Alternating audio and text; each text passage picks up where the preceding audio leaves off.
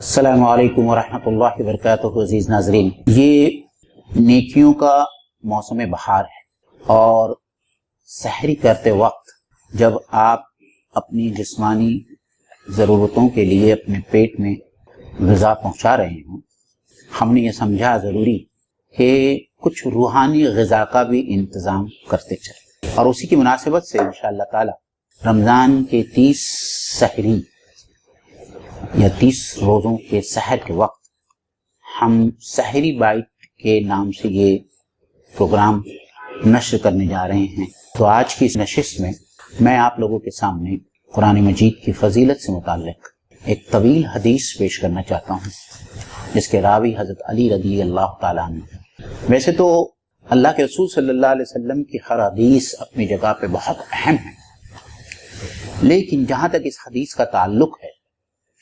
میں یہ سمجھتا ہوں کہ اس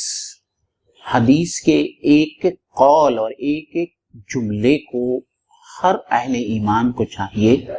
کہ وہ اپنے ذہن اور اپنے دل میں نقش کر لے۔ آپ صلی اللہ علیہ وسلم نے قرآن کی فضیلت اور اس کی عظمت کے سلسلے میں جو باتیں بیان کی ہے،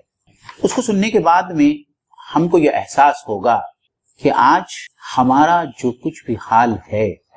اس امت کا جو حال ہے، وہ حال اسی وجہ سے ہے کہ قرآن مجید کی اس فضیلت اور اس عظمت کو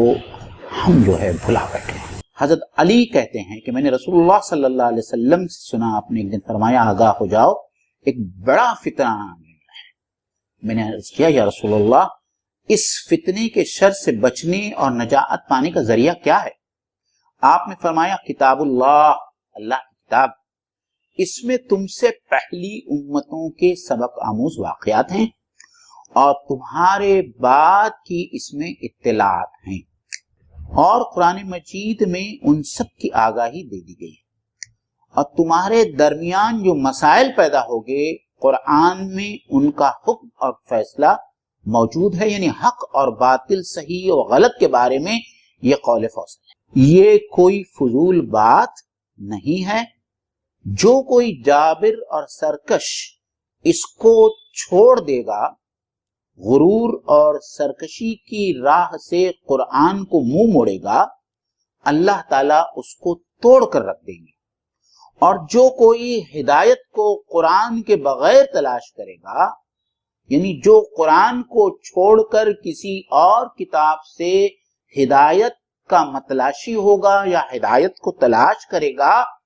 اللہ اس کے حصے میں صرف گمراہی دے گا۔ کتاب قرآن ہی حبل اللہ المتین ہے، یعنی وہ رسی ہے اللہ تعالیٰ کی، یعنی اللہ سے تعلق کا مضبوط وسیلہ ہے اور نصیحت نامہ ہے، اور وہی صراط مستقیم ہے، وہی حق مبین ہے، جس کے اتباع سے خیالات کجی سے محفوظ رہتے ہیں، ٹیڑھے نہیں ہوتے، اور زبانیں اس کو گڑبڑ نہیں کر سکتی۔ یعنی جس طریقے سے پچھلی کتابوں میں زبانوں کی راہ سے تحریف داخل ہوئی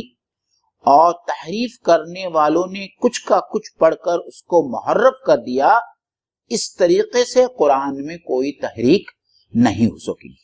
اللہ تعالیٰ نے تا قیامت اس کے محفوظ رہنے کا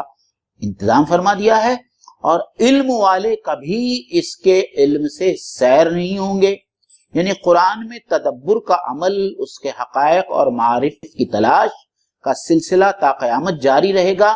اور کبھی ایسا وقت نہیں آئے گا کہ قرآن کا علم حاصل کرنے والے محسوس کریں کہ ہم نے علم قرآن پر پورا عبور حاصل کر لیا، اور اب ہمارے حاصل کرنے کے لیے کچھ باقی نہیں رہا، بلکہ قرآن کے طالب علم کا ہمیشہ یہ حال رہے گا کہ وہ علم قرآن میں جتنے آگے بڑھتے رہیں گے، اتنی ہی ان کی طلب ترقی کرتی رہے گی، اور ان کا احساس یہ ہوگا کہ جو کچھ ہم نے حاصل کیا ہے اس کے مقابلے میں کچھ بھی نہیں ہے جو اصلاً ہم کو حاصل نہیں ہوا ہے۔ اور کثرت قرآن سے قرآن مجید کبھی پرانا نہیں ہوگا، یعنی جس طریقے سے دنیا کی دوسری کتابوں کا حال ہے کہ بار بار پڑھنے کے بعد ان کے پڑھنے میں آدمی کو لطف نہیں آتا، قرآن مجید کا معاملہ اس کے برعکس ہے، وہ جتنا پڑھا جائے گا، جتنا اس میں تفکر اور تدبر کیا جائے گا، اتنے ہی اس کے لطف اور لذت میں اضافہ ہوگا، اور اس کے عجائبات یعنی اس کے لطیف حقائق و معارف کبھی ختم نہیں ہوگے۔ دیکھیے آخری بات جو جملہ ہے اللہ کے رسول صلی اللہ علیہ وسلم کا، جس نے قرآن کے موافق بات کہی اس نے سچی بات کہی، جس نے قرآن پر عمل کیا وہ مستحق اجر و ثواب ہوا، جس نے قرآن کے موافق فیصلہ کیا اس نے عدل و انصاف سے کام کیا، جس نے قرآن کی طرف دعوت دی اس کو صراط مستقیم کی ہدایت نصیب ہوئی۔ عزیز دوستو، یہ چند باتیں تھیں جو قرآن مجید کی فضیلت کے متعلق اللہ کے رسول صلی اللہ علیہ وسلم نے بیان فرمائی۔ اللہ تعالیٰ سے دعا ہے کہ اللہ تعالیٰ ہم سب کو خاص طور پر اس ماہ رمضان میں قرآن مجید سے ہمارا شغف بڑھا دے۔ اللہ تعالیٰ قرآن مجید کو ہمارے سینے کا نور اور ہمارے دل کی بہار بنا دیں۔ اللہ تعالیٰ ہم کو اس بات کی توفیق دے کہ اس مہینے کا زیادہ سے زیادہ حصہ ہم قرآن کے ساتھ میں بسر کریں، اس کو سمجھیں اور اس پر غور و فکر کریں۔ وآخر دعوانا ان الحمد للہ رب العالمین۔ السلام علیکم ورحمۃ اللہ۔